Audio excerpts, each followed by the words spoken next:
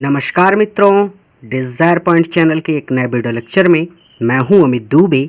और आज के इस वीडियो लेक्चर में हम क्लास 11th इंग्लिश की एक नई पोएम का अध्ययन कर रहे हैं जिसका नाम है the voice of the rain और इसके लेखक हैं वॉल्ट वाइटमैन। इस वीडियो लेक्चर में आगे बढ़ने से पहले मैं आप सबसे एक छोटा सा प्रॉमिस करता हूं कि जब ये वीडियो लेक्चर कंप्लीट होगा तो आपके लिए ये चैप्टर धुआं होने वाला है। यानी इस चैप्टर को आज मैं बहुत ही बारीकी से और बहुत सरल शब्दों में आपको पढ़ाने वाला हूं और आज के बाद ये चैप्टर आपके लिए बहुत ही ज़्यादा आसान हो जाएगा। चलिए सबसे पहले बात करते हैं अपने चैप्टर के नाम की। तो हमारे चैप्टर का नाम है द वॉइस। वॉइस का मतलब होता है आवाज़, ऑफ का मतलब होता है काकी के, द रेन, रेन का मतलब होता है बरसात। तो ये हो जाएगा बरसात की आवाज़। तो चैप्टर का नाम है बरसात की आवाज़ और लेखक हैं वॉल्ट वाइटमैन। अब ये तो बड़ा अजीब सा नाम है कि बरसात की आवाज़। क्या भाई कभी बरसात भी बात करती है? और अगर बात करती है तो कैसे बात करती है? चलिए इस चैप्टर में देखते हैं। हमारा चैप्टर शुरू होता है यहाँ से। तो लेखक कहते हैं कि एंड और हु मतलब कौन, आर, ये आर्ट लिखा है बट इसका मतलब है आर, आर मतलब हो, दो का मतलब है यू। तो हु आर यू, तुम कौन हो। एंड का मतलब और, तो ये हो जाएगा एंड हु आर यू, और तुम कौन हो।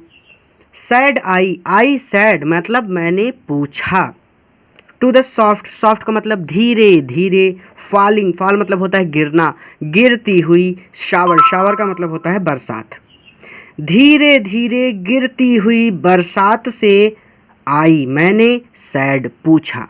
तो पहली लाइन क्लियर हो गई। एंड हु आर यू, और तुम कौन हो।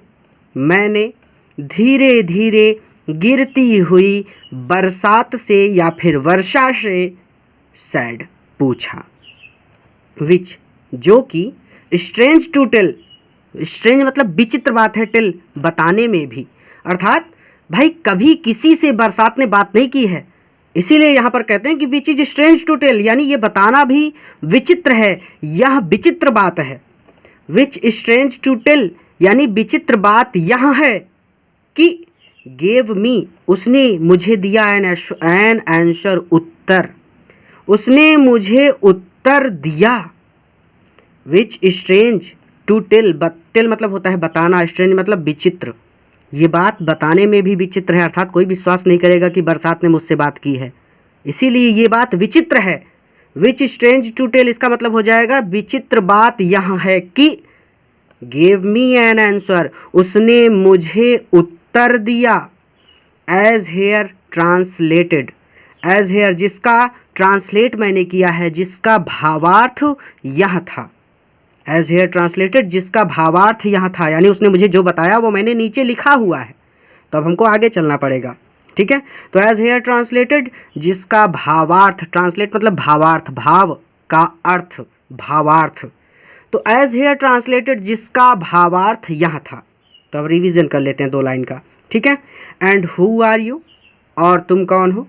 मैंने धीरे धीरे गिरती हुई वर्षा से पूछा।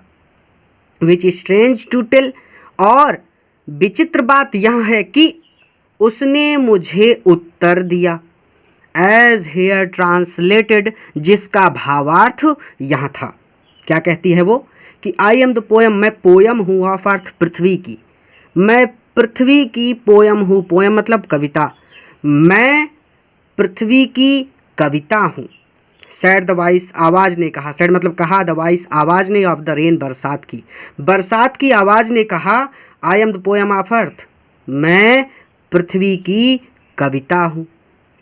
इटरनल, मैं हमेशा, अब देखिए बात को समझिए, आपने इसके आगे चलने से पहले आपको कुछ बचपन की बातें याद करनी पड़ेंगी। आपने कक्षा 7 या कक्षा 8 में वर्षा चक्र सुना होगा या फिर पढ़ा होगा कि बरसात कैसे होती है। जल चक्र कहते हैं इसको, वाटर सर्कल भी बोलते हैं, जैसा कि स्क्रीन पर आ रहा है। होता क्या है कि बरसात जो है ना कैसे होती है, इसके लिए आपको जानना होगा वाटर सर्कल, पानी का सर्कल क्या होता है। देखिए सबसे पहले क्या होता है कि समुद्र वगैरह से या फिर जलाशयों से भाप के रूप में धीरे धीरे जल ऊपर की ओर उठता रहता है और यही भाप ऊपर जाकर बादल का रूप ले लेती है और फिर बादल से बरसात होती है, यानी जल नीचे आता है और यही जल फिर से बहता हुआ नदियों के माध्यम से वापस समुद्र में चला जाता है और फिर से समुद्र से भाप ऊपर उठती रहती है, बादल बनते हैं, बादल से बरसात होती है, नदियों से होता हुआ जल फिर से समुद्र में आ जाता है, यानी ये चक्र चलता ही रहता है। तो अब यहाँ पर वो कहती है कि इटर्नल, मैं हमेशा आई राइज में उठती रहती हूँ। आई मतलब मैं, राइज उठती रहती हूँ। इम्पाल्पेबल, इम्पाल्पेबल का मतलब होता है स्पर्शातीत। स्पर्शातीत का मतलब सीधा सीधा something that can not be touched. देखिए नीचे लिखा है, ये है इम्पाल्पेबल। इम्पाल्पेबल इसका मतलब होता है something that can not be touched, something कुछ ऐसा दैट जिसे कैन नॉट बी टच्ड, छुआ नहीं जा सकता, जिसे स्पर्श नहीं किया जा सकता, इसका मतलब होता है स्पर्शातीत। भाप को, यानी समुद्र से भाप बनकर जल ऊपर उठ रहा है, आप कभी देख पाते हैं, कभी छू पाते हैं? दिखता नहीं है, छू भी नहीं सकते, लेकिन ये काम हमेशा होता रहता है। ठीक है, चलिए स्पर्शातीत इसका मतलब होता है, इम्पाल्पेबल का मतलब होता है स्पर्शातीत, जिसको हम छू नहीं सकते। और इटर्नल का मतलब तो आपको पता ही है, शाश्वत या फिर लगातार, जो काम हमेशा होता रहे। तो हमेशा आई, मैं, राइज उठती रहती हूँ, यानी ऊपर उठती रहती हूँ। इम्पाल्पेबल स्पर्शातीत, out of the land, land मतलब पृथ्वी से, एंड और द बॉटमलेस सी, बॉटमलेस मतलब जिसका बॉटम ना पता चले, जो अथाह हो। समुद्र अथाह है, कितना गहरा है किसी को पता ही नहीं है, बॉटमलेस सी, समुद्र से। तो मैं आउट ऑफ द लैंड, पृथ्वी से, एंड द बॉटमलेस सी, और बॉटमलेस और अथाह सी, समुद्र से, और अथाह समुद्र से, इटर्नल लगातार, इम्पाल्पेबल स्पर्शातीत, राइज उठती रहती हूँ। अपवर्ड टू हेवन, आकाश की ओर। अपवर्ड टू हेवन, आकाश की ओर, यानी मैं आकाश की ओर उठती रहती हूँ। वेंस वैल्यूगली फॉर्म्ड, वेंस और वहाँ पर, वैगुली फॉर्म्ड मैं धुंधला रूप धारण कर लेती हूँ। फॉर्म मतलब रूप बदल जाता है मेरा, कैसा हो जाता है? वैगुली हो जाता है, यानी धुंधला रूप धारण कर लेती हूँ, यानी वहाँ पर मैं बादल बन जाती हूँ। वैगुली फॉर्म्ड, वहाँ पर मैं धुंधला रूप धारण कर लेती हूँ, अर्थात मैं बादल बन जाती हूँ। ऑल टुगेदर चेंज्ड, मेरा रूप पूरी तरह से चेंज हो जाता है, बदल जाता है। ऑल टुगेदर यानी पूरी तरह से, चेंज्ड बदल जाता है, मेरा रूप पूरी तरह से बदल जाता है। एंड इट, लेकिन फिर भी, द सेम, मैं हूँ वही, या फिर मैं वही हूँ, अर्थात मैं बरसात ही हूँ।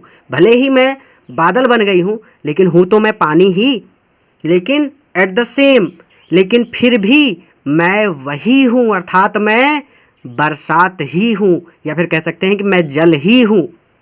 ठीक है, तो इसको ऐसे पढ़ लेंगे कि मैं आउट ऑफ द लैंड, पृथ्वी से, एंड और द बॉटमलेस सी, और अथाह समुद्र से, इटर्नल लगातार, इम्पाल्पेबल स्पर्शातीत, राइज उठती रहती हूँ। और उठती कहाँ रहती हूँ? अपवर्ड द हेवन, आकाश की ओर जाती रहती हूँ। वेंस वैल्यूगली फॉर्म्ड, और वहाँ पर मैं धुंधला रूप धारण कर लेती हूँ। ऑल टुगेदर चेंज्ड, मेरा रूप पूरी तरह से बदल जाता है। एंड एट द सेम, लेकिन फिर भी मैं हूँ तो वही, अर्थात लेकिन फिर भी मैं वही हूँ, अर्थात मैं बरसात ही हूँ, मैं पानी ही हूँ, मैं जल ही हूँ, लेकिन मैं हूँ ही यहाँ पर। एंड एट द सेम, लेकिन मैं हूँ वही, अर्थात मैं वही हूँ। कौन हूँ? जल, पानी, वर्षा, जो कहना चाहे कह सकते हैं। वो कह रही है कि मैं, मेरा रूप भले ही बदल जाए, लेकिन हूँ तो मैं पानी ही ना। रूप बदलने से क्या होता है भाई? पानी बर्फ़ भी बन जाता है, पानी भाप भी बन जाता है, पानी तरल भी बन जाता है, यानी पानी पानी भी रहता है, लेकिन कहा तो पानी ही जाता है ना, होता तो जल ही है वो। उसके 3 अवस्थाएं हैं, अवस्थाएं बदल जाती हैं, लेकिन है तो पानी ही। तो वही वो कहती है कि एंड एट द सेम, लेकिन मैं हूँ तो वही, मैं जल ही हूँ, मेरा रूप भले बदल जाए। क्लियर है? आगे आई, अब वहाँ से कहती है, वहाँ जब मैं चली जाती हूँ तो उसके बाद क्या होता है? वो कहती है कि आई डिसेंड, मैं नीचे आती हूँ। टू लेव, लेव का मतलब होता है वॉश करना, धोना या फिर नहलाना। द ड्रॉट्स, तो यहाँ पर आप इसको ऐसे पढ़िए कि आई डिसेंड, और जब मैं नीचे आती हूँ तो ड्रॉट्स, तो अगर कहीं पर ड्रॉट है, कहीं पर अगर किसी क्षेत्र में सूखा पड़ा है ना, तो मैं उस क्षेत्र को लेव कर देती हूँ, तो मैं उस क्षेत्र को जल से भर देती हूँ। एटॉमिस, एटॉमिस मैं छोटे छोटे कणों को भी लेव कर देती हूँ, वॉश कर देती हूँ, धो देती हूँ। मैं छोटे छोटे कणों को धो देती हूँ।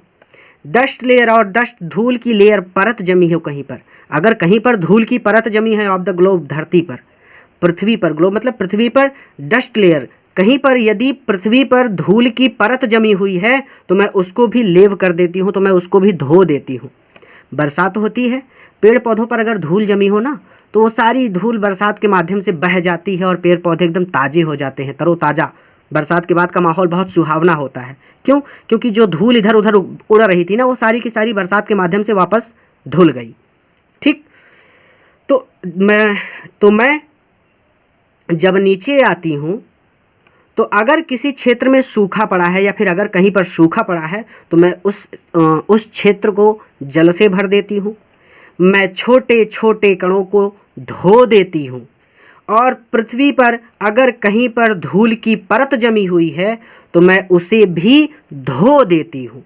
लेव का मतलब है धोना, ठीक है, वॉश करना, ठीक, नहलाना भी कह सकते हैं। आगे चले, एंड और ऑल दैट, वो सभी, इन देम विदाउट मी, जो कि विदाउट मी, जो कि मेरे बिना, इन देम विदाउट मी, जो कि मेरे बिना, वर सीड्स ओनली, केवल सीड्स थे, केवल बीज मात्र थे, लैटिन, और जमीन में दबे पड़े थे, अनबर्न, और अनबर्न थे, जिनमें जीवन नहीं था, जिनका जन्म नहीं हुआ था, या फिर जो अभी उत्पन्न नहीं हुए थे। भाई बीज आप भले ही ज़मीन में गाड़ दीजिए, लेकिन जब तक पानी नहीं मिलेगा उस पर अंकुरण थोड़ी होगा, उससे पौधा थोड़ी जन्म लेगा, बिना पानी के तो जन्म नहीं होगा पौधों का। तो वही चीज़ वो कहती है कि एंड ऑल दैट, और वो सभी, इन देम विदाउट मी, जो कि मेरे बिना, सीड्स ओनली, केवल बीज मात्र थे, जो कि मेरे बिना केवल बीज थे, लैटिन, जमीन के नीचे दबे पड़े थे, अनबर्न, और अभी उत्पन्न नहीं हुए थे, मैं उन्हें भी लेव करती हूँ, मैं उन्हें भी नहलाने के लिए आती हूँ। अर्थात इस लेव का हमने 3 जगह पे प्रयोग किया, एक यहाँ पर, एक यहाँ पर, एक यहाँ पर और एक यहाँ पर, यानी 4 जगह पर। ठीक है, तो मैं लेव करती हूँ, मैं उन्हें भी नहला देती हूँ। किसको? उन बीजों को, ताकि उनमें नया जीवन उत्पन्न हो सके। क्लियर हो गया? आगे चलें कि मैं जब नीचे आती हूँ तो अगर किसी क्षेत्र में सूखा पड़ा हुआ है तो मैं उस क्षेत्र को जल से भर देती हूँ। छोटे छोटे कणों को भी मैं धो देती हूँ, नहला देती हूँ, ये भी कह सकते हैं कि मैं छोटे छोटे कणों को भी नहला देती हूँ। और अगर पृथ्वी पर कहीं पर भी धूल की परत जमी हुई है तो मैं उन्हें लेव कर देती हूँ, तो मैं उन्हें नहला देती हूँ या फिर मैं उन्हें धो देती हूँ। ठीक है, और वो सभी जो कि मेरे बिना केवल बीज थे, वो सभी जो मेरे बिना केवल बीज थे, लैटिन, जमीन के नीचे दबे पड़े थे, ऐसे भी कह सकते कि छुपे हुए थे, जमीन के नीचे छुपे हुए थे, अनबर्न, और अभी उत्पन्न नहीं हुए थे, लेव, मैं उन्हें नहलाने के लिए आती हूँ। आगे चलें, एंड फॉरएवर, और हमेशा, फॉरएवर मतलब हमेशा, बाय डे एंड नाइट, रात और दिन, और हमेशा रात दिन, ऐसे पढ़ सकते हैं कि बाय डे एंड नाइट, और दिन रात, फॉरएवर, हमेशा, मैं गिव बैक, जीवन लौटाती हूँ। लाइफ मतलब जीवन, बैक मतलब वापस लौटाती हूँ, मैं जीवन लौटाती हूँ टू माई ओन, मेरे खुद के ओरिजिन, स्रोत को। ओरिजिन मतलब स्रोत, स्रोत जहाँ से उसका जन्म हुआ है। भाई भाप बनकर पानी जलाशयों से भी उठता है, यानी तालाब वगैरह से भी उठता है, नदियों से भी उठता है, समुद्र से भी उठता है, लेकिन समुद्र पर तो विशेष प्रभाव नहीं पड़ता क्योंकि वो अथाह जल है वहाँ पर। लेकिन बरसात ना हो तो नदी नाले सूख जाते हैं, तालाब वगैरह सूख जाते हैं। तो वही कहती है कि मैं अपने खुद के ओरिजिन को, अर्थात जो मेरा स्रोत है, मैं उसे ही जीवन लौटाती हूँ। अर्थात जब मैं बरसती हूँ तो नदी नाले भर जाते हैं, तालाब वगैरह भर जाते हैं, उन्हें भी मैं जीवन लौटाती हूँ। भाई तालाब का जीवन यही है कि उसमें पानी हो, नदी का जीवन यही है कि उसमें पानी हो। नदी सूख गई तो काहे की नदी, समझ रहे हैं? तो एंड फॉरएवर, हमेशा, डे एंड नाइट, दिन रात, मैं, आप ऐसे पढ़ लीजिए कि मैं दिन रात हमेशा अपने खुद के स्रोत को बैक लाइफ जीवन लौटाती हूँ। ठीक है, या फिर आप इसको तोड़ मरोड़ कर पढ़ना चाहें तो ऐसे पढ़ सकते हैं कि डे एंड नाइट, दिन रात, फॉरएवर, हमेशा, आई, मैं, माई ओन ऑरिजिन, अपने स्रोत को, गिव बैक लाइफ, जीवन लौटाती हूँ, एंड मेक प्योर, और प्योर करती हूँ, और मैं स्वच्छ बनाती हूँ, एंड ब्यूटीफाई, और सुंदर बनाती हूँ, इट, इसे। आप इसको ऐसे भी पढ़ सकते हैं, आपके अध्यापक ऐसे भी पढ़ सकते हैं, मतलब पढ़ा सकते हैं कि मैं रास्ते में आने वाली हर चीज़ को स्वच्छ एंड ब्यूटीफाई, और सुंदर बनाती हूँ।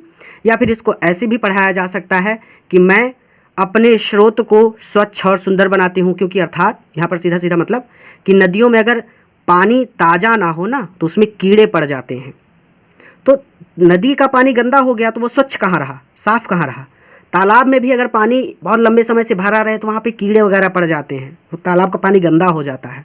तो जब बरसात होती है ना तो नया पानी आता है, नया पानी आता है तो ये कह सकते हैं कि तालाब का पानी साफ हो गया, नदी का पानी साफ हो गया। तो यहाँ पर इसको ऐसे भी पढ़ाया जा सकता है कि मैं अपने स्रोत को ही स्वच्छ और सुंदर बनाती हूँ। या फिर आप इसको ऐसे भी पढ़ सकते हैं कि मैं रास्ते में आने वाली हर चीज़ को स्वच्छ और सुंदर बनाती हूँ।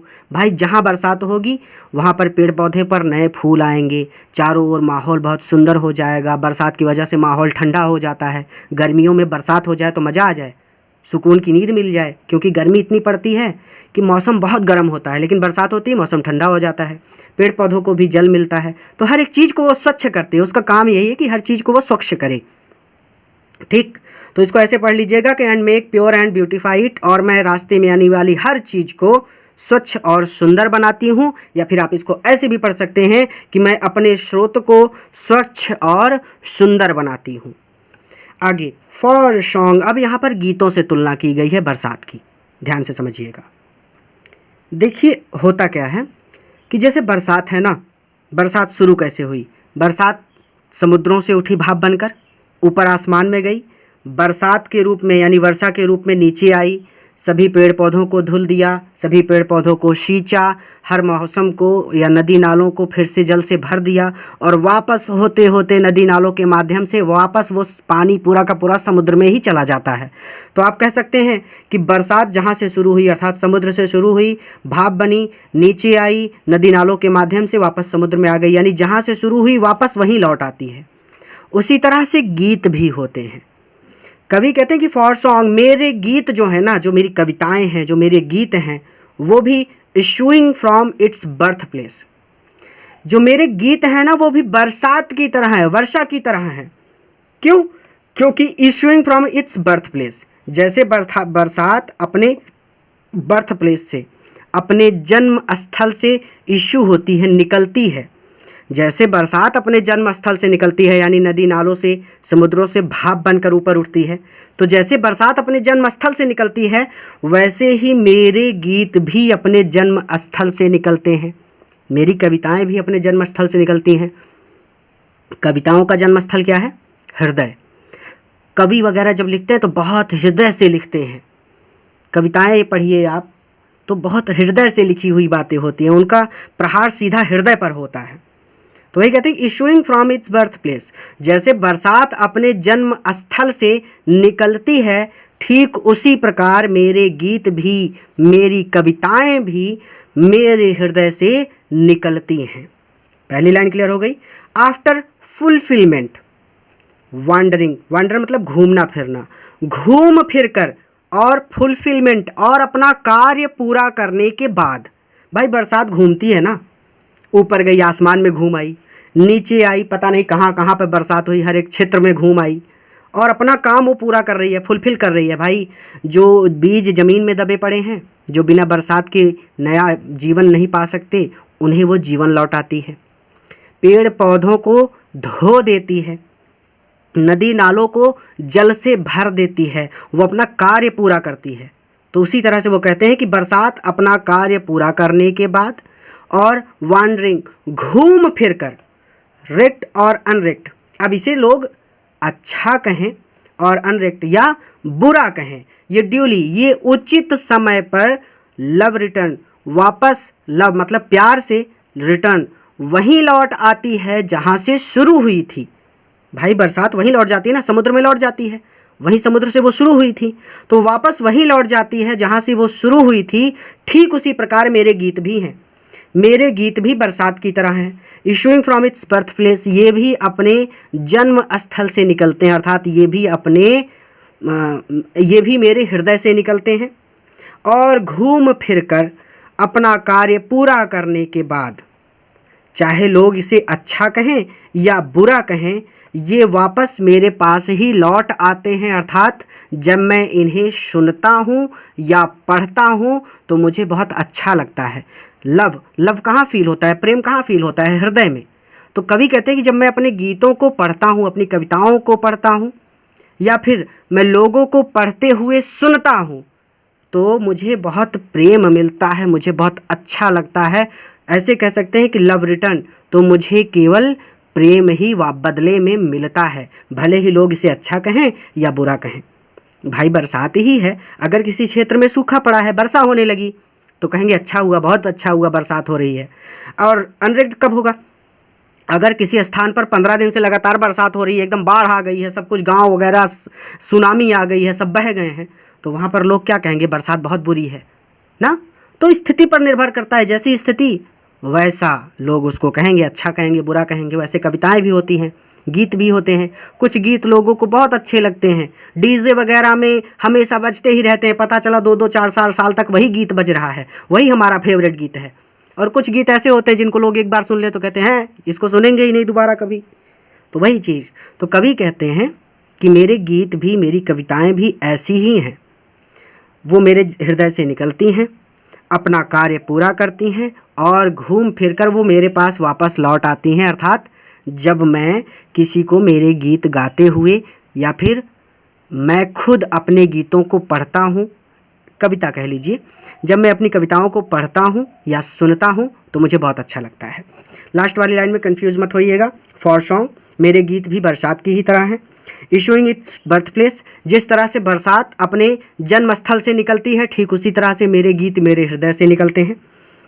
जिस तरह से बरसात घूमते फिरते हुए और अपना कार्य पूरा करते हुए, चाहे लोग उसे अच्छा कहें या बुरा कहें, उचित समय पर लव रिटर्न, उचित समय पर वापस वहीं लौट आती है जहाँ से वो शुरू हुई थी। ठीक उसी प्रकार मेरे गीत भी घूमते फिरते हुए और अपना कार्य पूरा करते हुए, चाहे लोग उन्हें अच्छा कहें या बुरा कहें, वो वापस मेरे पास ही लौट आते हैं। इसका सीधा सीधा मतलब कि जब मैं अपने गीतों को पढ़ता हूँ या सुनता हूँ तो मुझे बहुत अच्छा लगता है।